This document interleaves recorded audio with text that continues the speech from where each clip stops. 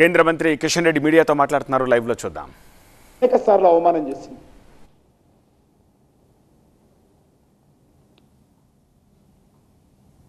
2020లో గల్వాన్లో కూడా చైనాతో జరిగినటువంటి ఘర్షణలో చైనా బలగాలు భారత ఆర్మీని చితగొట్టాయని చెప్పి రాహుల్ గాంధీ మాట్లాడాడు. ఇలాంటి చెత్త వాక్యాలను సుప్రీంకోర్టు కూడా అభ్యంతరం వ్యక్తం చేసిన విషయాన్ని మనం చేస్తా ఉన్నాను. నిజమైనటువంటి భారతీయులు ఎవరు కూడా మన సైన్యాన్ని ఉద్దేశించి ఈ రకంగా మాట్లాడరు అని సుప్రీంకోర్టు వ్యాఖ్యానించిన విషయాన్ని ఈ సందర్భంగా నేను మళ్ళీ చేస్తా ఉన్నాను.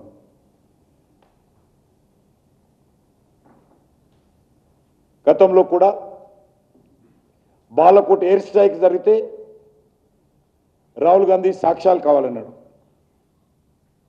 ఒక ప్రతిపక్ష నాయకుడిగా ఉన్నటువంటి వ్యక్తి, కాంగ్రెస్ పార్టీ అధినేతగా ఉన్నటువంటి వ్యక్తి ఇలాంటి సమయాల్లో ప్రభుత్వానికి, సైనికులకు, దేశ ప్రజలకు అండగా ఉండాల్సినటువంటి వ్యక్తులు ఈ రకంగా దేశానికి వ్యతిరేకంగా, సైనికులకు వ్యతిరేకంగా మాట్లాడడం ఏదైతున్నదో చాలా దురదృష్టకరమని ఈ సందర్భంగా మనం చేస్తున్నాను.